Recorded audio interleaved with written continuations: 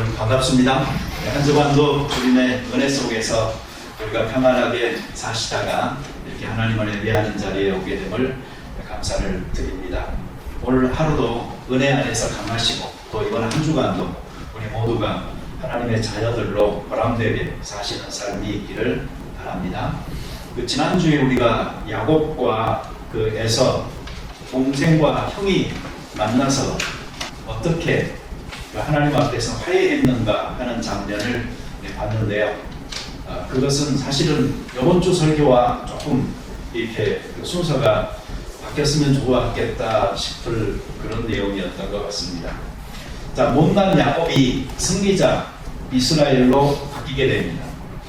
그런데 그 결정적인 그 변화의 순간에 못나고 부족하더라도 그러한 자기를 인정해야 한다 하는 사실을 우리가 살펴봤죠. 자꾸 고개 돌리고 눈 감고 피하기만 한다면 진정한 나를 만날 수가 없습니다. 실제로 못났더라도 그러한 나를 인정해야지만 나라는 실체가 있게 되는 것입니다. 이 나라는 실체가 없는 사람은 자기 삶을 살지 못하고 남이 원하는 삶을 자기가 대신 살아가는 것과 다를 바가 없습니다. 자기라는 실체를 만날 때에 우리는 그 나 안에 있는 잘못된 것들이 있다면 부인할 수도 있고 그것을 극복할 수도 있는 것입니다. 그러니 나를 피하지 말고 나를 직면하는 그러한 축복이 있게 되기를 바랍니다. 사람이 화해를 하기 위해서는 두 가지가 필요합니다. 하나님의 은혜 그리고 사람의 노력. 야곱은 자기 형과 만나는 이 장면을 통해서 이 두 가지가 너무나 선명하게 잘 보여주는 그런 인물입니다. 자기가 속이고 도망갔죠. 그래서 20년 만에 고향으로 돌아와서 형을 만나게 되는, 그렇지만 생명의 위협을 느끼는 이 야곱이죠. 야곱이 또 어떤 사람이죠? 지금까지 너무 수완 좋게 잘 살아온 사람 아닙니까? 그러니 이런 어려움도 그는 살아나야 했습니다. 그래서 그가 마련한 이 방책들이 무엇인지 한번 살펴보겠습니다. 첫째로 그는 사자를 자기 앞에 먼저 보냅니다. 야곱이 아무래도 형을 직접 대면하기에는 아직 준비가 덜 된 것 같아요. 꺼림칙하고 또 위험하다고 생각했던 것 같습니다. 그리고 20년 만에 돌아오는 길이니까 아무래도 형에게 먼저 알리는 게 좋겠다, 그렇게 생각도 했던 것 같아요. 여러분, 우리도 그런 일이 없으면 좋겠는데 살다 보면은 꼭 이런 사람들이 생기죠. 어찌됐든 만나기 싫은 사람, 최대한 뒤에 만나고 싶은 사람, 한두 명은 꼭 있습니다. 그런데 대부분 이런 사람들은요, 가만히 돌려놓고 생각해 보면은 나와 먼 사람들이 아니에요. 사실은 나와 상관이 있어요. 굉장히 연관이 있는 사람들이에요. 왜냐하면 우리가 상처를 받더라도 어떤 사람에게 받죠? 가까운 사람들한테 받거든요. 그렇기 때문에 우리가 보기 싫다, 만나기 싫다 이런 사람들은 대부분 우리 삶의 어떤 한순간에 우리가 굉장히 밀접하게 지낸 사람들이 이럴 경우가 많아요. 그러니 여러분 자꾸 미루지만 말고 잘 해결하시는 편이 좋을 것 같습니다. 이 야곱처럼 자기가 직접 나서지 못할 것 같으면 이 중재자라도 둬야만 해요. 누구라도 보내서 이 화해의 과정을 시작할 수 있어야 됩니다. 우리말로 브로커 그러면 우리는 뭔가 사기꾼 같은 그런 이미지를 갖고 있죠.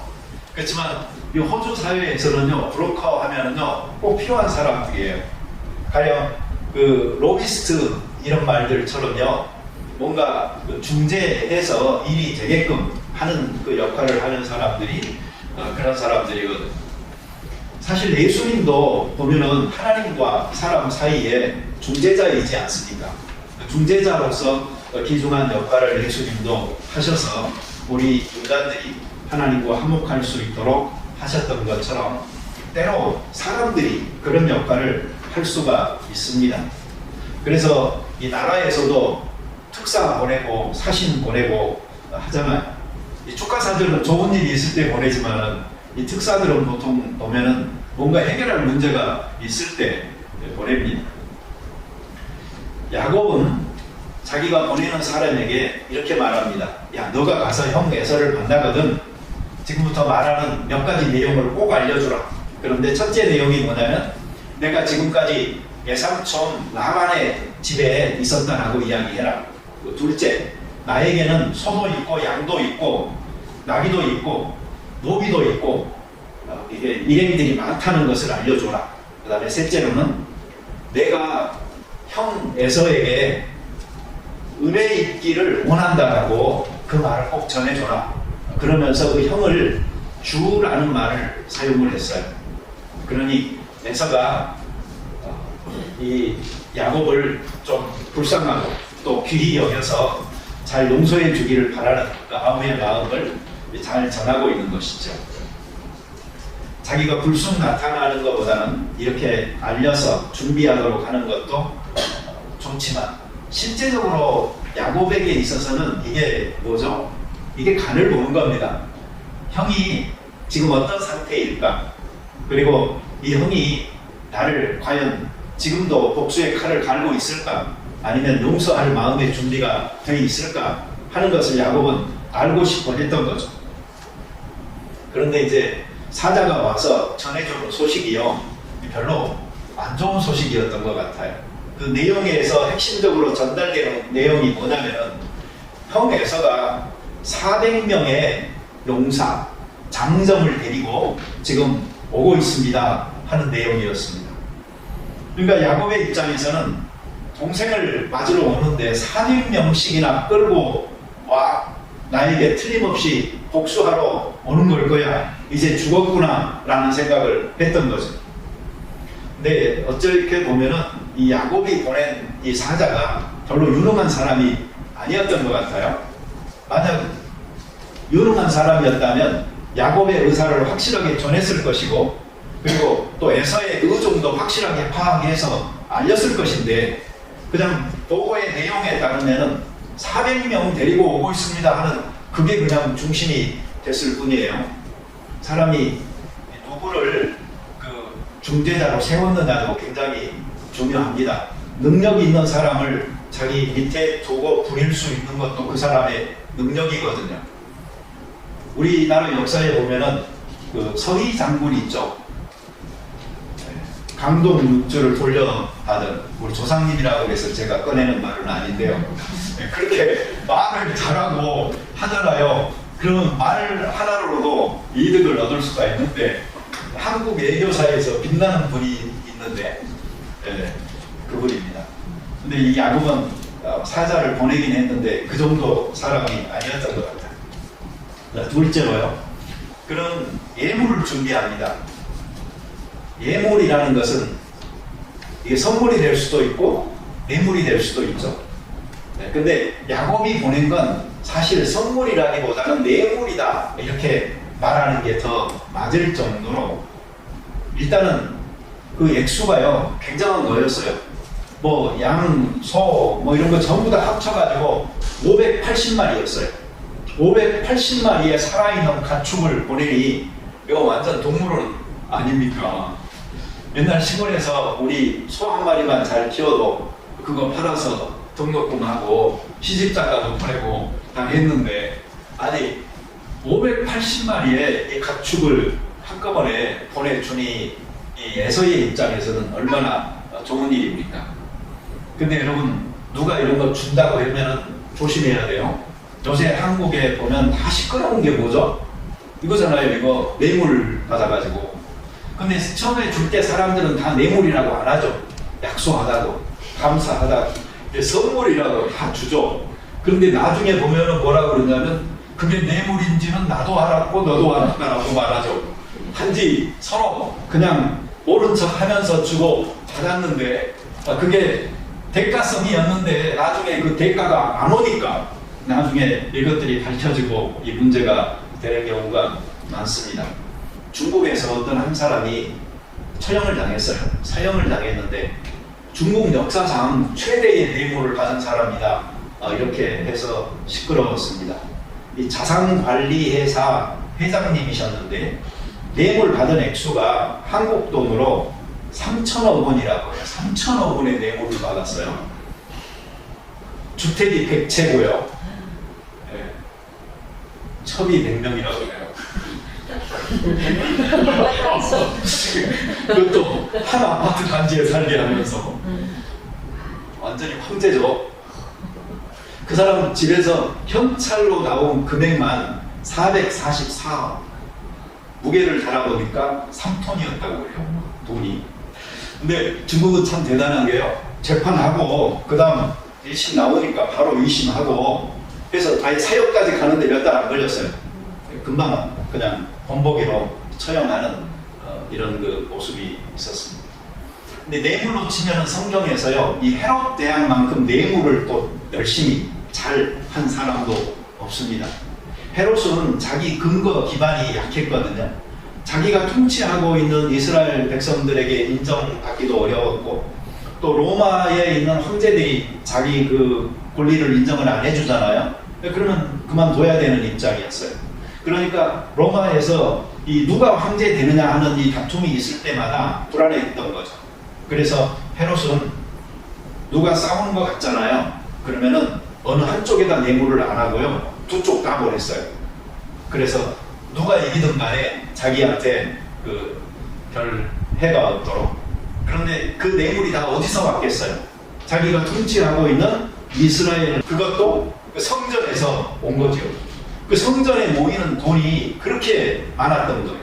그러니 그 뇌물을 자기가 상납하면서도 자기 권력을 유지할 수가 있었던 것입니다.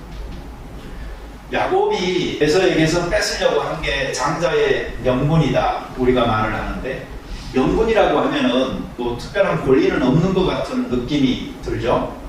그런 면도 있어요. 왜 그런가 하니 형제들 가운데서 리더십을 발휘할 수 있고 또 축복할 수 있는 권한을 갖고 있으니까.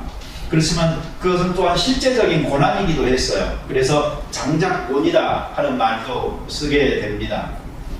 제일 중요한 부분은 유산 정리할 때에 나타났는데, 이 형은 동생들의 두 몫을 받도록 되어져 있었습니다. 그러니까 형제간이 만약에 4명이잖아요. 그럼 4수로 나누지를 않고 그걸 5수로 나눠가지고 그 중에 두 몫을 이 형이 받게 되는 것이 그 당시 그 율법의 관습이었던 거죠.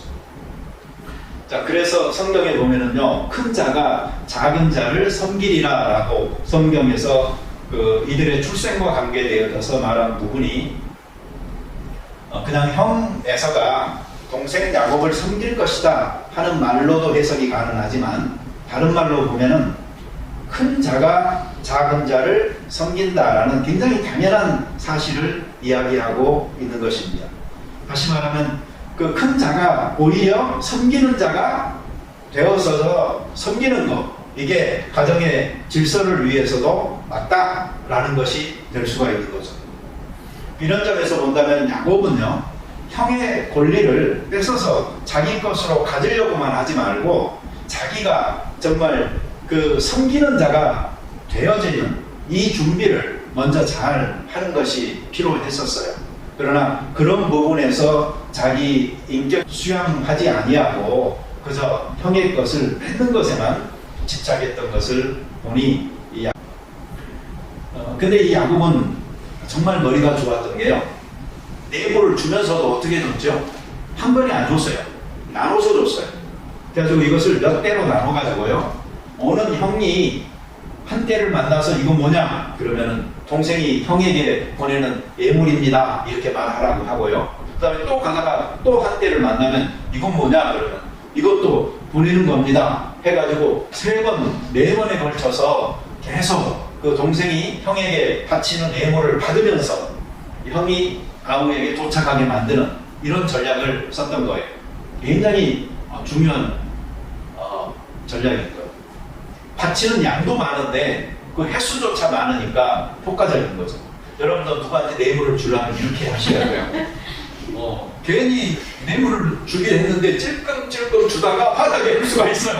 그러니까 많이 주되 먼저 여러 번에 걸쳐서 딱딱 주잖아요. 그럼 확실한 효과가 있을 수가 있는 겁니다. 뇌물 안 주는 사회가 제일 좋아요. 그 사회가 이 정의로운 사회입니다. 세 번째로요, 야곱은 최악의 경우를 대비합니다. 그래서 자기 식구들을요, 그리고 자기 그 노비 이렇게 떼들을 두 그룹으로 나눠요. 그래서 이제 혹시 에서가 공격을 하게 됐을 경우 한쪽을 공격을 하면 한쪽은 도망간다 라는 그런 전략을 세우는데, 오늘날 이 경영함에 있어서도요, 이게 아주 중요한 원리입니다. 최악의 경우를 생각을 해야 돼요. 그래야지 기업이 살아남고 하는 것이죠. 그러니까 이 야곱이 만약에 요즘 태어났다고 그러면요, 아주 훌륭한 전략가나 이 재벌이 될 그런 소질이 있는 거죠. 여러분, 손자병법 읽어보셨어요? 그런 거 읽어보셔야 돼요. 내가 뭐 전쟁하는 사람 아닌데 그게 아니고요, 그 안에 그게 사람이 있어요. 경영이 있어요. 그래서 그거를 배웠다가 좋은 데 쓰면 좋잖아요. 지혜롭게. 옛날에 삼국지 우리 중고등학교 때 선생님이 읽으라고 추천해 주면서, 그게 스토리로만 읽지 말고 그 사람들을 읽으라고 이렇게 말했던 것처럼, 실제로 이 손자병법이나 이런 거 읽어보잖아요. 그러면 우리가 살아가는 데도 도움이 될 만한 것들이 많이 있습니다. 근데 야곱이 인간적으로 자기가 철저하게 준비를 하면 할수록 사실은 드러나는 게 있어요. 그게 뭐냐면 하나님에 대한 불신앙이에요.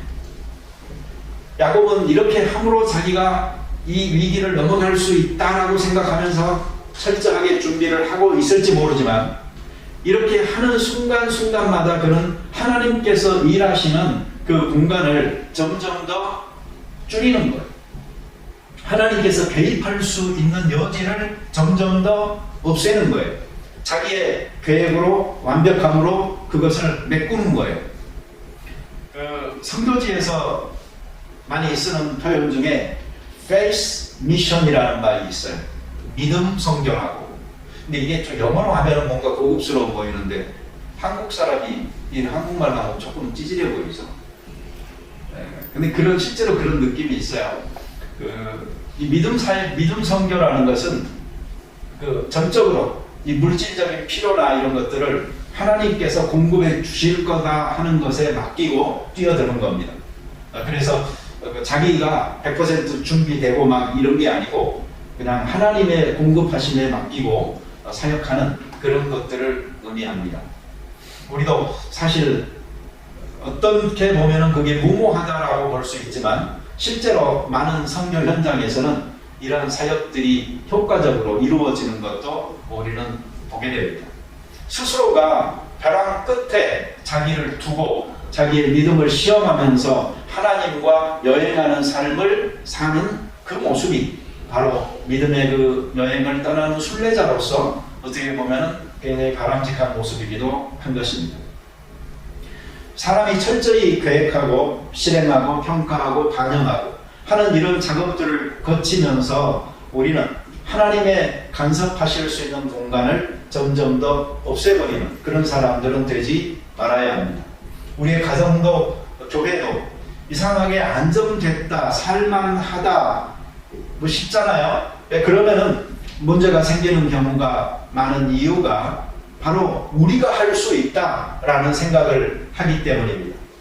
하나님께서 계획하셨고 도와주셔서 여기까지 왔는데, 됐다 싶을 때 우리는 하나님을 축출하는 경향이 있는 것이죠. 현재는 문제가 없고 미래는 예측 가능하다고 해서 이제 웬만한 일에는 나는 괜찮아 그 할 때, 그때가 바로 조심해야 할 때입니다. 언제나 하나님께서 일하실 수 있는 공간을 남겨둬야 합니다. 그래서 믿고 나가는 부분이 있어야 되는 것이지, 내가 현재를 다 아는 것도 아니고 미래를 다 예측할 수 있는 것도 아닌데 모든 것이 내 통제 아래 있다 생각하는 것은 굉장한 오만인 것입니다. 그래서 여러분, 뭔가 확실해야 내가 움직이겠다 뭐 이렇게 말하는 사람은 그거 사실 안 좋은 것입니다. 다 이해하면 내가 믿겠다, 그 말은 안 믿겠다는 말이고, 안전빵이 됐을 때 내가 뭐 투자하겠다, 뭐 하겠다, 이런 사람들은 사실 안 하겠다는 말입니다. 우리는 어느 정도에서 결단을 내리고 또 믿음으로 나아가는 부분들도 있어야 되는 것입니다. 자, 네 번째로요. 그런 기도합니다. 야곱을 지금 지배하고 있는 큰 감정은 두려움입니다. 형을 만나는 두려움입니다. 나를 20년 전에 죽이려고 했던 형이 아직도 나를 죽이고 싶어 할까라는 것에 대한 이러한 그 마음의 짓눌림이 있을 때 그것은요, 바로 문을 두드리라는 신호입니다. 그러니 우리는 이 문 두드림을 통하여서 우리의 있던 문제들이 없던 문제가 될 수 있도록 하나님에게 기도해야 될 필요가 있는 것입니다.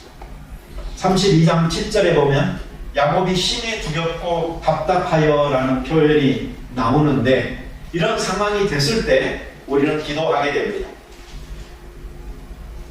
매번 똑같이 우리는 그렇게 할지도 모르겠습니다.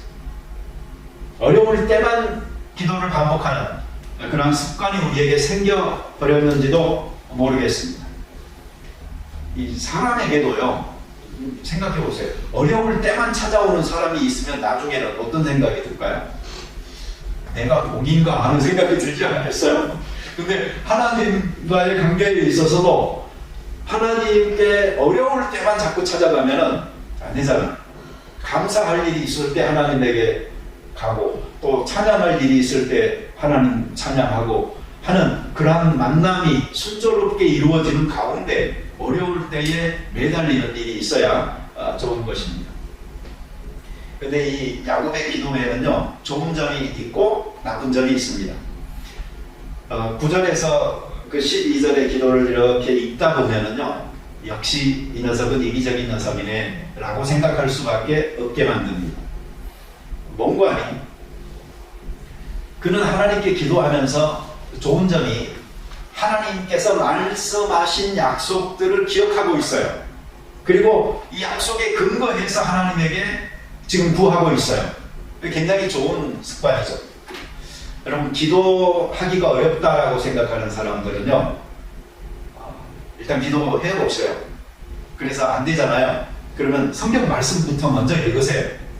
그러면서 성경 속에 쓰여져 있는 말씀들을 가지고 하나님한테 이 기도하는 법을 한번 터득을 해보세요. 그러면 그 기도가 얼마나 효과적인 기도인지 모릅니다. 말씀 속에 있는 것을, 하나님의 약속을 내가 받고 그리고 그것을 되뇌어 주장하는 것이 되기 때문에 오늘 야곱처럼 귀한 기도가 될 수가 있는 것입니다. 그렇지만 이 기도 속에 나쁜 점도 있어요.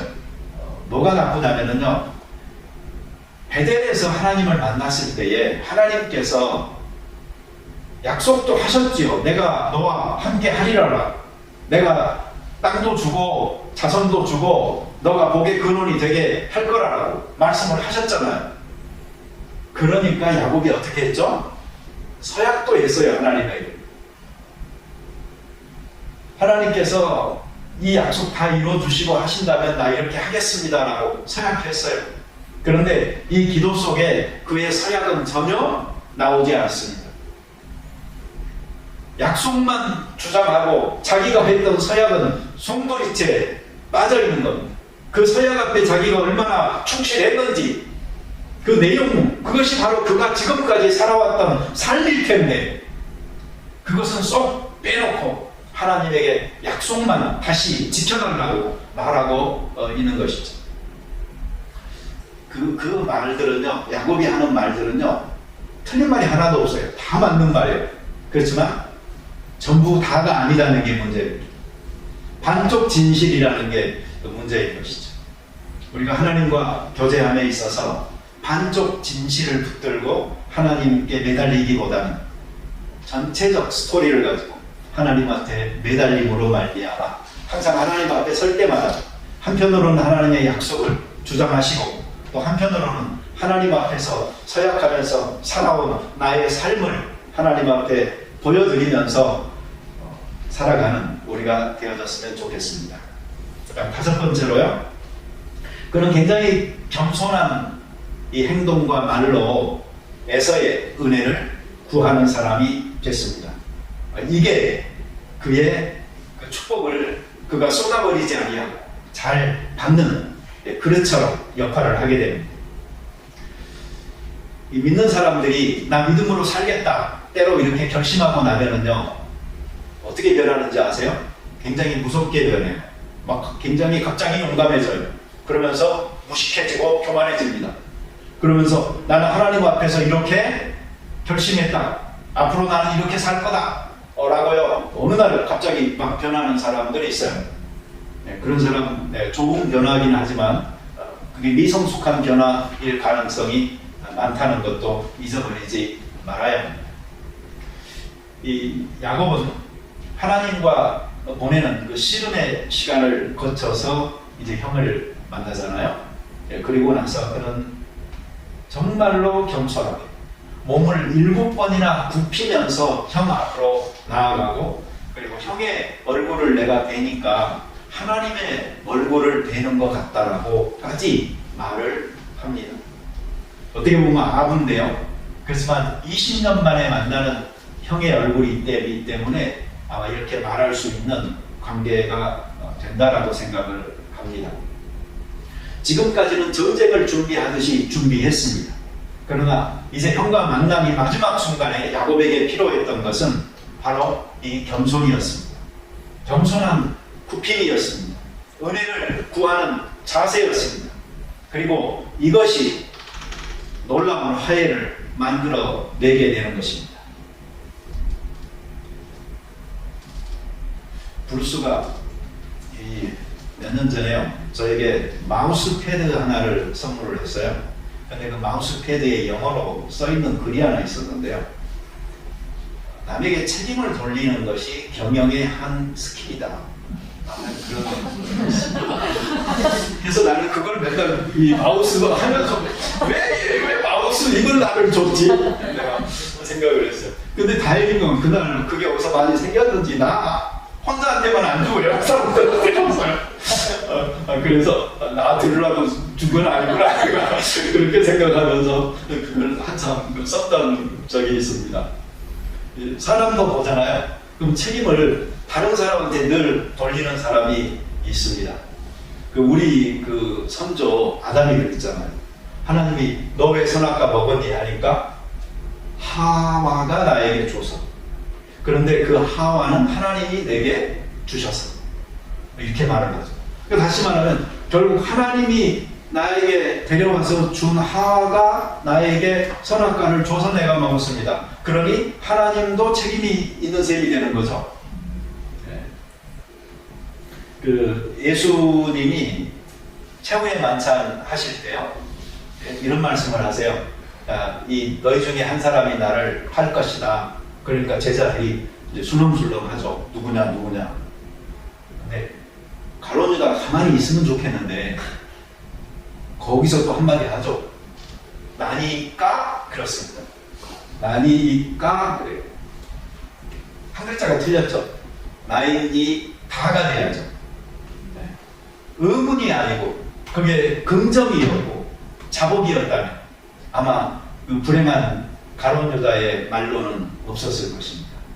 그렇지만 가룟 유다는 나이니까 라고 말함으로 결국 자기의 갈 길을 갔던 것입니다. 처음에 보통 사람들은 보면은요, 설마 나일까? 라고 생각합니다. 그죠? 그러다가 조금 더 숙고하고 하다 보면은 나일 수도 있겠다라고 생각을 하고요. 그리고 어떤 문제들에 대해서 조금 더 깊은 인식을 하게 되면은 나네 라고 이야기하는 것입니다. 어떤 누군가에게 책임을 자꾸 돌리는 사람은 아직도 자기를 인정하지 못하고 있는 사람입니다. 성경에 보면 다니엘과 그 세 친구 나오죠. 근데 우리는 그 이야기를 통해서요, 다니엘과 세 친구가 그 우상 앞에 드려진 제물을, 고기, 음식을 먹지 않기로 결심한 것에 초점을 맞춰서 주로 많이 이야기를 합니다만은, 사실 우리가 배워야 될 것은 그 후의 태도입니다. 그들이 그 결심을 하고 나서 갑자기 막 용감해지지 않았어요. 막 불러다 놓고 이거 우상 제물이지, 나는 이거 못 먹어, 이것을 먹으면 하나님 앞에 우상 숭배하는 것과 다를 바 없으니 오늘부터 우리는 식사 거절, 처분은 알아서 할 것, 이렇게 용감하게 나오지 않았어요. 우리 채소 좋아하니까 우리 채소 먹겠다. 한번 실험해 보자고. 우리가 채소만 먹어도 건강한 모습을 유지하면은 우리에게 채소 주면 좋지. 그래서 그 과정을 넘어간 것을 보게 됩니다. 산상수훈에도 온유한 자가 땅을 차지한다 라고 이야기했습니다. 물론 부동산하고는 좀 틀린 것 같아요.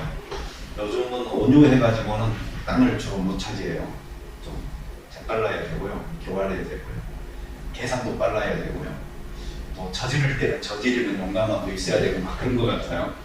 그런데 성경적으로 보면은 땅을 차지한다는 것은 온유한 자가 차지한다라고 이야기하고 있고요. 실제로 굉장히 부드러운 물, 그리고 가장 낮은 곳으로만 흘러가는 그 물이 이 세상의 많은 부분을 차지하고 있는 것을 우리가 봅니다. 자, 야곱은요, 이러한 노력들을 거쳐서 활배를 하게 되고요. 그런데 하나님 편에서는 그러면 무엇을 했느냐 하는 것입니다. 하나님 편에서는 크게 보면 두 가지 일을 하셨습니다. 첫째로는요, 야곱에게 하나님의 사자들이 가고 있는 모습을 보여줬어요. 그래서 야곱은 그걸 보고 나서 하나님의 군대다 라고 이야기를 했고, 마하나임이라고 자기 스스로가 이름을 붙이기까지 했어요. 이게 32장 그냥 초두에 나와요. 다시 말하면 이 스토리의 그 초반부에서 이미 하나님께서는 하나님의 사람들을 보내서 여기저기서 준비하면서 일하고 계시다. 이 만남이 너 자신에게 극적인 것처럼 나에게도 중요하니 내가 준비한다 라는 것을 보여줬거든요. 그럼에도 불구하고 야곱은 그것을 신뢰하지 아니하고 자기가 쓸 수 있는 모든 방법을 동원해서 그 준비를 한 것을 알 수가 있는 것입니다. 우리 여호와 이레라는 말 알고 계시죠? 여호와께서 준비하신다 하는 말입니다. 이삭을 바치라는 말에 아브라함이 순종해서 아들 이삭을 모리아 산에서 제물로 드리려고 할 때에, 그때에 양을 미리 준비하여 주셨던 그 하나님처럼 우리들에게 마지막 순종의 길을 가도록 요구함에도 불구하고 우리의 믿음이 하나님 앞에 온전히 드려질 때에 하나님께서는 다른 길을 예비하여서 모든 것들이 해피엔딩으로 끝날 수 있도록 하신다 하는 것을 알 수가 있죠. 처음부터 끝까지 모든 것을 아시는 하나님께서는 우리의 필요를 정확하게 아십니다. 그리고 그것을 준비하고 계시다가 시간에 맞춰서 보여주고 알려주고 결국은 주시는 분이다 하는 것을 알고 우리가 살면 좋겠습니다. 두 번째로 하나님께서는 야곱과 씨름하여서 그를 변화시키죠. 형을 만나는 일이 야곱에게는 두려웠지만 야곱은 여러 가지로 준비해서 어느 정도 마음의 그 위안을 얻었을 것입니다. 그렇지만 야곱이 그 약복강 건너기 전에 그는 홀로 남아서 하나님에게 미진한 부분이 있다고 생각하고 기도했습니다. 그의 기도로 시작했을지 모르지만 하나님께서는 씨름하는 것을 통해서 야곱을 지속적으로 만나고 그를 괴롭히면서 그가 누구인지를 상기시켜주고 그리고 그 야곱이 자기가 인정하게 만들고 그리고 이스라엘이라는 사람으로 변화되게 만드는 것입니다. 그 부분은 지난주 설교로 여러분이 좀 대신하면 좋겠고요.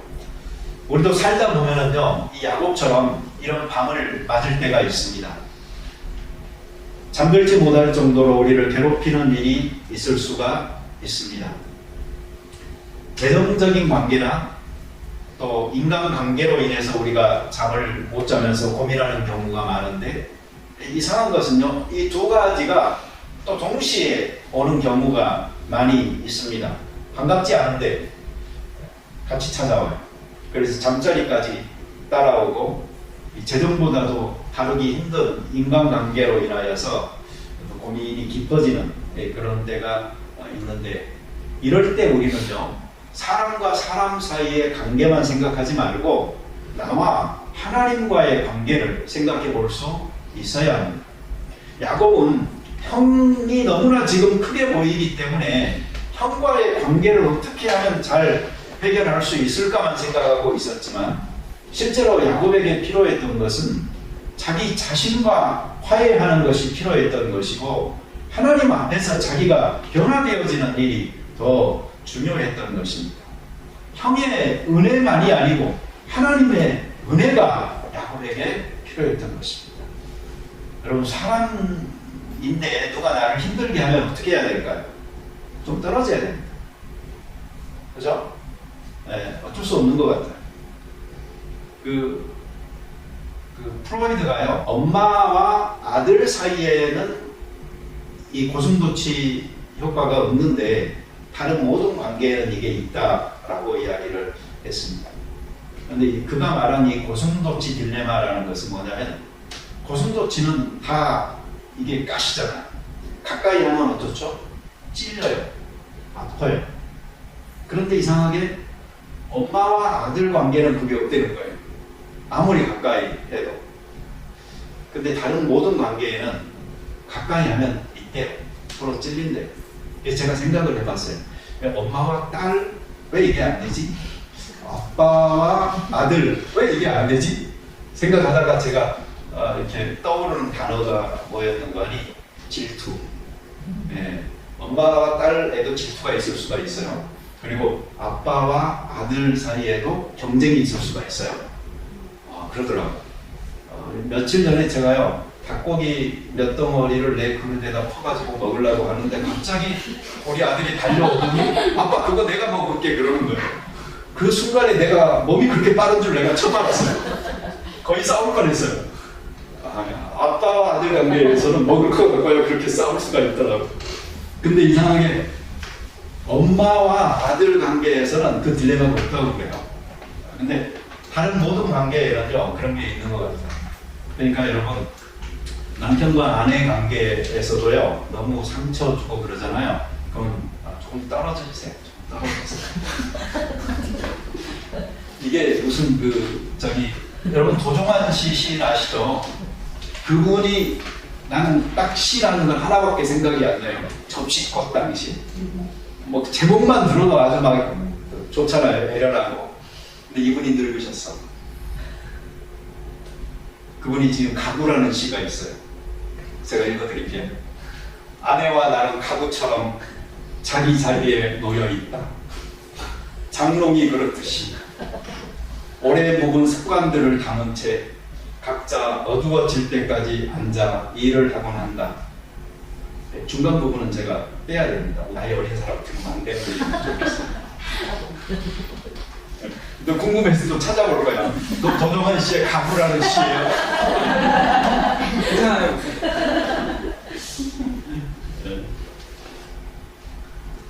네. 그 다음에 이제 이렇게 됩니다. 나는 늘 머쓱해진 채 아내를 건너다 보다 돌아앉는 일에 익숙해져 있다. 본래 가구들끼리는 말을 많이 하지 않는다. 그저 아내는 방에 놓여 있고 나는 내 자리에서 내 그림자와 함께 육중하게 어두워지고 있을 뿐이다. 네.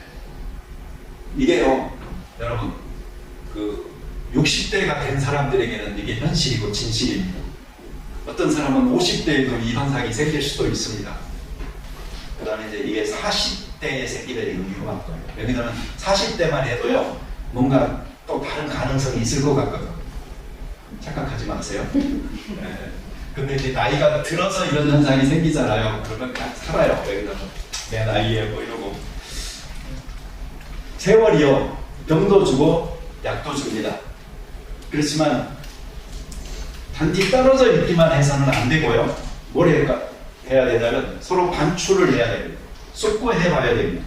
반성할 것을 하고, 그래서 상대에 대한 미움과 원한이 깊어질 수도 있지만 자기에 대해서 한 번이라도 더 생각의 몸으로 서로를 가깝게 만드는, 이해하게 만드는 그 다리를 건너 와야 되는 것입니다.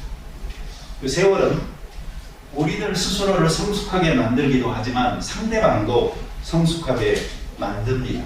그래서 달라진 두 사람이 다시 만났을 때는 전혀 다른 사람이 되어져 있기도 할 수가 있는 것입니다.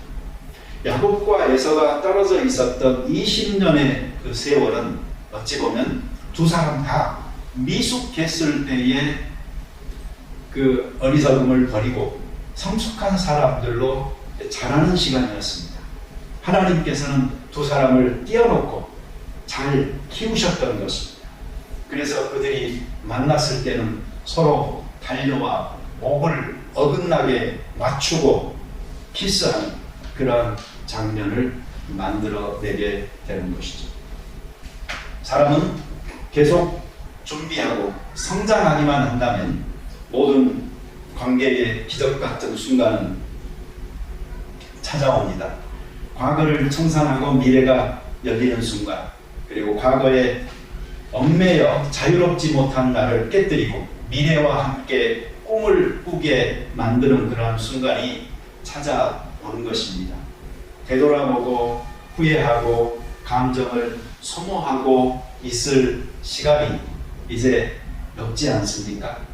청산하고 용서하고 잊고 회복하고 잘못된 매듭들을 풀어서 축복된 미래의 삶을 살기 위한 그런 출발이 바로 오늘이 되어졌으면 참 좋겠습니다. 우리 교회는 이 젊은 분들이 많아서 이게 별로 시간이 안 남죠. 이제까지 시간 나죠? 저도 좀 시간이